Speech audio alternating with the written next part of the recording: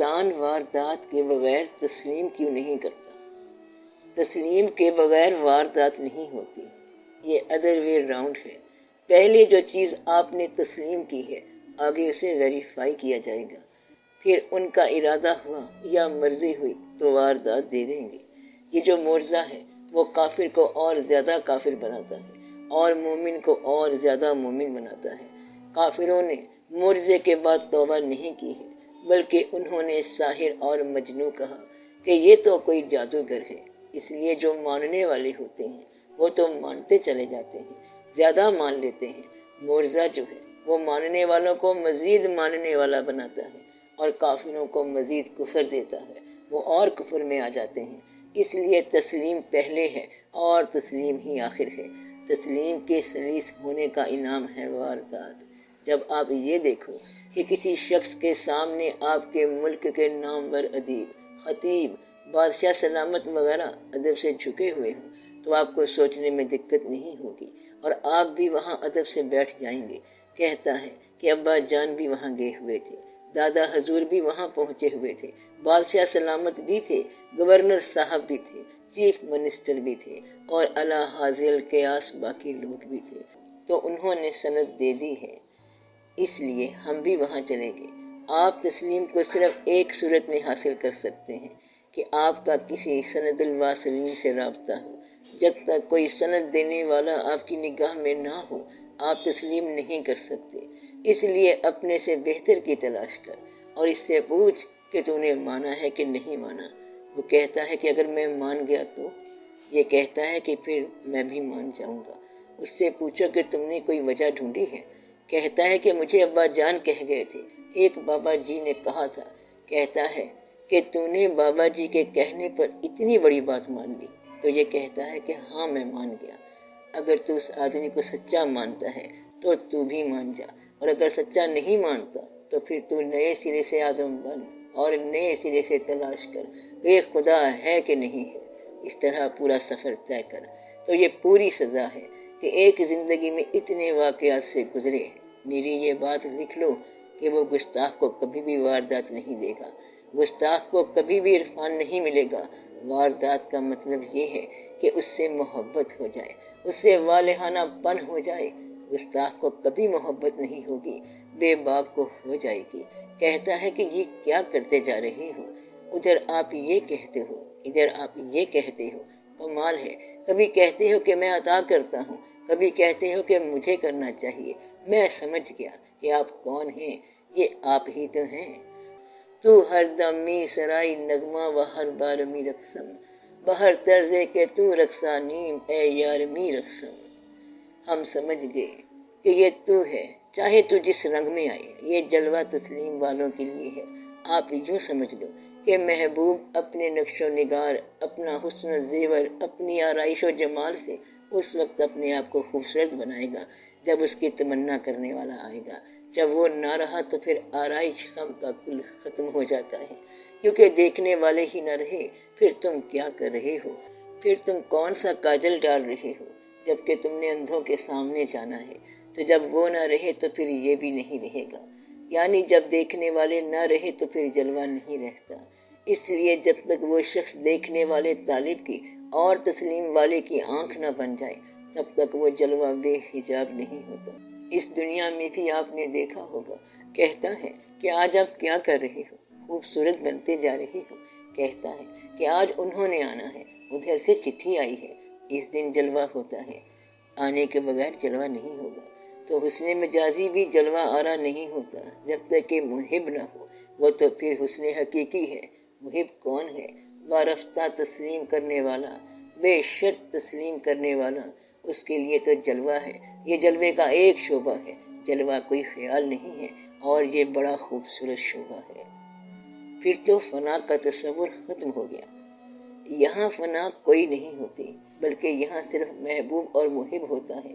یہاں چاہنے والا اور چاہے جانے والا ہوتا ہے۔ یہ الگ کھیل ہے، یہ بندے اور آقا کا بھی کھیل نہیں ہے۔ سرمد سگے تو بندہ تو عاشق تو، کبھی سگ بنا لیا کبھی طالب بنا لیا اور پھر قریب کر کے مجذوب بنا لیا۔ کبھی وہ چھپ گیا تو ہم نے ڈھونڈ نکالا، اور اب ہم چھپتے ہیں تو تو ڈھونڈ، تو وہ راضی بھی رکھتا ہے اور راضی بھی رہتا ہے۔ جس طرح تم کہتے ہو کہ یا اللہ تو راضی ہو جا، تو کبھی کبھی اللہ بھی کہتا ہے کہ اے میرے بندے تو راضی ہو جا۔ جو اس بات کو نہیں مانتے وہ مولوی لوگ ہیں، وہ اس محفل سے باہر چلے جائیں۔ تو مولوی یہ نہیں مانتا، اللہ ہی بندے کو راضی کرتا ہے، تم بھی اس کو راضی کرتے ہو۔ مثلا تم میرا ذکر کرو، میں تمہارا ذکر کرتا ہوں۔ ذکر یہ ہے کہ یا اللہ تو راضی ہو جا، تو کیا کہے گا؟ تو بھی راضی ہو جا۔ وہ اللہ پر راضی ہو گئے اور اللہ ان پر راضی ہو گیا۔ اگر اللہ کہتا ہے کہ ہم راضی ہیں اور بندہ کہتا ہے کہ ہم ناراض ہیں، تو پھر اللہ کہتا ہے کہ بتاؤ تم کیوں ناراض ہو؟ تو یہ کہتا ہے کہ مدت ہو گئی ہے، آپ کا ہمارے ہاں آنا جانا نہیں ہے۔ اللہ نے کہا کہ اچھا ہم آئیں گے، پھر وہ آ گیا۔ تو یہ بات بھی ہوتی ہے، اگر یہ اللہ ہے تو وہ اللہ کون ہے جس کا تم سوچتے جا رہے ہو؟ کیا وہ اور اللہ ہے؟ یہ ایک ہی اللہ ہے۔ دونوں کون ہیں؟ ایک ہی اللہ ہے۔ کیوں دو نہیں ہو سکتے؟ کیوں دو نہیں ہو سکتے؟ وہ ایسا اللہ ہے جس کا قریب کے ساتھ بھی وہی تعلق ہے جو بعید کے ساتھ ہے۔ اس کے لیے بعید اور قریب کوئی نہیں ہے، اس کے لیے ایک ہی ہے، اور یہ اللہ ہی کر سکتا ہے۔ اگر کوئی انسان تخلیق کار ہو، رائٹر ہو، پینٹر ہو، آرٹسٹ ہو، تو وہ یہ بات تھوڑی تھوڑی جان سکتا ہے کہ ایک ایسا وقت آ سکتا ہے کہ نقش بنانے والا کسی وقت اپنے نقش کے ساتھ محبت میں گرفتار ہو جائے۔ تو کیا ایسا وقت آ سکتا ہے کہ وہ خود ساختہ کے ساتھ بے ساختہ ہو جائیں؟ اگر ایسا وقت آ سکتا ہے تو یہ اللہ کی محبت کا درجہ۔ اب دعا کرو اللہ سب پر رحم کرے اور کرم کرے، آمین برحمتک یا ارحم الراحمین۔ رب زدنی علما۔ رسول پاک صلی اللہ علیہ وسلم کو خدا تعالیٰ نے کیوں سکھایا، اور یہ کہ اصل علم کیا ہے؟ یہ ایک راز کی بات تھی کہ اے اللہ میرے علم کو بڑھا۔ اگر اللہ آپ کو وہ اصل علم عطا کر دے تو آپ اپنی ساری پراپرٹی کو قربان کرنا شروع کر دو گے۔ یہ علم پڑھنے کے لیے آپ دعا کرتے جاؤ، ہو سکتا ہے آپ کا علم کسی عمل کی صورت اختیار کر لے۔ یہ ممکن ہے کہ علم عمل بن جائے، ممکن ہے کہ علم معلومات بن جائے، اور ممکن ہے کہ علم تعلیم بن جائے۔ ہمارے پاس علم کی بے شمار تعریفیں ہیں۔ معلوم کو بھی ہم علم کہتے ہیں، حالانکہ معلوم کی نفی کو بھی علم کہتے ہیں۔ ایسے علم بھی ہیں کہ کوئی شخص نگاہ ملا کر چلا گیا اور ہمارا علم بدل گیا۔ ہم یہ بھی جانتے ہیں کہ ہمارے علم کی حد یادداشت تک ہے، اور یادداشت تجربہ ہے۔ ہمارا علم لادینیت سے باہر بھی آتا ہے، ہمارا علم ضرورت بھی ہے۔ اللہ کا علم بڑھے تو یقین حاصل ہو جاتا ہے، اور یقین کو اگر مشاہدہ مل جائے تو یہ عین الیقین ہو جاتا ہے۔ ایسا ہو سکتا ہے آپ کو اگر زندگی میں یقین مل جائے تو آپ کی زندگی کا حاصل ریلائبل بن جاتا ہے۔ اس یقین کے حاصل نہ ہونے تک زندگی کے وہ عام مشاغل بھی جاری رکھو گے جو عام طور پر ترک ہو جانے چاہیے، ختم ہو جانے چاہیے۔ جب تک اس حوالے سے انقلاب نہ آئے تو کوئی آپ کو کس طرح بات سمجھائے؟ آپ کا علم واردات کیسے بنے؟ آپ میرے ملنے کے لیے آتے ہو، اب یہ ہوگا کہ میرے ملنے سے آپ کی زندگی بدل جائے گی، یا میرے ملنے کے بعد آپ کی زندگی میں تبدیلی نہیں آئے گی۔ اگر تبدیلی نہیں آئی تو یہ ملاقات جھوٹ ہے، اور اگر آپ کی زندگی میں تبدیلی آئی ہے تو یہ واردات ہے۔ واردات کا علم کیسے آتا ہے؟ اور دوسرا سوال یہ ہے کہ ادب کیا ہے؟ انسان جو بھی چیز ہے ایک وجود کا نام ہے، اور اس کا نام کوئی رکھ لو، مثلا عبد المجید۔ یہاں تک انسانی وجود کا تعلق ہے، وہ اپنے آپ کو انسان کہہ رہا ہے۔ ایک غم خدا نہ خواستہ آ گیا، اس کا نام ہم نے غم زدہ رکھ لیا۔ آپ انسان ہو، اور انسان کو پتہ نہیں چلتا کہ دکھ کہاں سے آ گیا۔ دکھ تین طرح سے ہو سکتا ہے، کسی چیز کے چھن جانے سے، یا کسی کے نہ ہونے کا، یا کسی کے چلے جانے کا۔ یعنی دکھ یہ ہے کہ کوئی آ گیا، کوئی چلا گیا، یا کوئی نہ آیا۔ ان 3 صورتوں میں سے کوئی بھی ایک صورت ہو تو انسان غمگین ہو جاتا ہے۔ بعض اوقات آپ دیکھو گے کہ کسی وقت آپ کے ذہن کی کوئی گتھی کھل گئی اور آپ دانا ہو گئے، آپ وائس ہو گئے، ورنہ آپ ادر وائس تھے۔ ایسا ہوتا ہے کہ یکا یک دانائی کھل گئی اور کیمیا گری آ گئی۔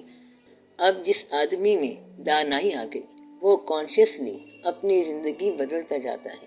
اگر کہیں سے خدا نخواستہ غم آ جائے تو کہیں گے میں غمگین ہوں، غم میں ہوں، اس لیے کھانا نہیں کھاتا۔ یہ وہی انسان ہے جو پہلے کھانا کھاتا تھا، آج بھی وہی انسان ہے، لیکن اب غم میں مبتلا ہے، اس لیے کھانے کے پروگرام بدل گئے۔ تھی وہ ایک شخص کے تصور سے، اب وہ رانائی خیال کہاں، اب وہ کہاں کھانا کھائے کیونکہ غم آ گیا ہے، کھانے کا خیال بدل گیا، صحت بھی بدل گئی، ایک واقعے سے ساری زندگی بدل گئی۔ ایسے ہی اچانک کسی دوسرے واقعے کے بعد اب وہ چھوٹی چھوٹی باتیں وائسلی بولے گا، اب وہ شخص اور طرح سے سوچے گا، اس کے اندر اور طرح سے فکر پیدا ہو جائے گی، وہ عبادت بھی اور طرح سے کرے گا۔ مجھے آہو فغان نیم شب کا پھر پیام آیا، سنبھل اے دل کے پھر شاید کوئی مشکل مقام آیا۔ اور یہ کہ خود کی گتھیاں سلجھا چکا میں، میرے مولا مجھے صاحب جنوں کر، اور پھر بات کچھ اور بن جائے گی۔ وہ سوچتا رہ جائے گا کہ سبزہ و گل کہاں سے آیا ہے، ابر کیا چیز ہے، ہوا کیا ہے، اور وہ یہ کہے گا کہ یا اللہ پالتا ہے بیج کو مٹی کی تاریکی میں کون، کون دریاؤں کی موجوں سے اٹھاتا ہے سحاب، موتیوں سے کس نے بھر دی خوشائے گندم کی جیب، موسموں کو کس نے سکھلائی ہے ہوئے انقلاب۔ اب اس شخص کو پتا چل گیا کہ یہ تو اور طرح کی زندگی ہے، کچھ ایسے ہی یہ زندگی ہے۔ اب وہ شخص وائس ہو گیا، سوچنے لگ گیا کہ اصل کیا ہے، یہ کیا ہے، وہ کیا ہے۔ اب وہ کھانا پینا بھی بھول گیا، جو انسانی فرائض سے بھولتا جا رہا ہے۔ صرف ذہن کا کوئی پرزہ ڈیولپ ہوا اور اس کی ساری زندگی بدل گئی۔ اب اس کے دل کے اندر ایک لہر اٹھی ہے، اسے آپ محبت کی لہر کہتے ہیں۔ محبت کی لہر جب اٹھے تو اندر کی ساری زندگی بدل جاتی ہے۔ محبوب کے جمال کا پرتو جتنا ہوتا ہے انسان اتنا سہم جاتا ہے، اس کو ادب کہتے ہیں۔ آپ کے سہم جانے کا نام ادب ہے۔ روب جلال محبوب اور روب جمال محبوب سے انسان سہم جاتا ہے، ادب میں آ جاتا ہے۔ محبوب کا ملنا کتنی خوشی کی بات ہے، مگر پھر اندیشہ رہتا ہے کہ کہیں محبوب ناراض نہ ہو جائے۔ محبوب نازک مزاج شہنشاہ ہوتا ہے، بادشاہوں کے مزاج بڑے نازک ہوتے ہیں۔ وہ شخص اپنے محبوب کو بادشاہ سمجھتا ہے، اس کو ادب کہتے ہیں، اس کو ادب کہتے ہیں۔ ادب کا یہ کرینہ کسی نے خود نہیں سیکھا، بلکہ یہ خود بخود ڈیولپ ہوتا جاتا ہے اور اپنی بے مائیگی، کم مائیگی اور بے چارگی کا احساس ہو جاتا ہے۔ یعنی کہ چاہنے والوں کا ہمہ حال ایک ہی موسم ہوتا ہے، ہمہ حال مل کے رونا اور ہمہ حال رو کر ملنا۔ ان کی قسمت میں رونا لکھا گیا۔ وہ کہتا ہے آنسو بھی تم سے چھین لیے جائیں گے، بس بات ختم ہو گئی کہ اس کے متاع حیات بھی چھن گئی، یعنی آنسو بھی چھین لیے، اب اس نے اور کیا کرنا ہے۔ مجھ کو جدا کیا تو نے، میرا بن کر یہ کیا کیا تو نے، میرے آنسو بھی مجھ سے چھین لیے، کس قدر غم عطا کیا تو نے۔ ایسی صورت میں ادب خود بخود پیدا ہو جاتا ہے۔ ادب اطاعت میں ڈھل جائے تو یہ شریعت بن جاتا ہے۔ ادب والا شخص اگر صرف ادب کرتا جائے اور دور سے ادب کرتا جائے، اطاعت میں بھی نہ ہو، پھر بھی وہ کچھ نہ کچھ بن کے رہتا ہے۔ وہ ایک طرح کا مضمون بن جاتا ہے جس کو کوئی بیان نہیں کر پاتا۔ ایسے لوگ ہوتے ہیں جو صرف محبت میں چل رہے ہوں اور محبت کے ساتھ اطاعت میں نہیں آتے تو محبت ان کا حجاب بن جاتی ہے۔ اب وہ صرف حجاب سے محبت کرتے ہیں، اطاعت کا مضمون ان کو سمجھ نہیں آتا۔ اطاعت میں محبت ہو جائے تو یہ تو مومن کا مقام ہے۔ مومن کا کیا مقام ہے؟ اطاعت میں محبت، خالی محبت بھی تجسس کا مقام ہے۔ خالی اطاعت جو ہے اس کے بارے میں بھی سوچا جا سکتا ہے، لیکن اطاعت میں محبت سب سے اچھی چیز ہے۔ اطاعت بھی ہو اور محبت بھی ہو، یہ ادب کا کرینہ ہے۔ یہ کرینہ آپ کا دل آپ کو سکھاتا ہے، محبوب نہیں سکھاتا۔ یہ خود بخود ہی آپ میں پیدا ہو جائے گا۔ مثلاً آپ بیٹھے ہوں گے، آپ سے بڑا کوئی شخص آئے گا تو آپ خود بخود ہی اس کے ادب میں کھڑے ہو جائیں گے۔ کسی کے ادب میں سر پہ ٹوپی پہن لی جاتی ہے، یہ واقعہ خود بخود ہوتا ہے۔ محبت ان کی طرف سے نشانی ہے، محبت ان کی مہربانی ہے۔ محبت یہ ہے کہ عبادت کے وقت دقت طاری ہو جائے، محبت کرنے والوں کی آنکھ ہمیشہ تر رہتی ہے۔ ہوس والی آنکھ اور ہے، ڈری ہوئی آنکھ اور ہے، کر آنکھ اور ہے، اور شرم و حیا سے محروم آنکھ اور طرح کی ہے۔ یہ محبت اور ادب کی باتیں ہیں۔ یہ ادب محبت سکھاتی ہے، تر آنکھ سکھاتی ہے، تنہائی سکھاتی ہے، اور اطاعت محبوب سکھاتی ہے۔ جب عشق کا اثر ہو جائے پھر اطاعت کا مضمون شروع ہو جاتا ہے۔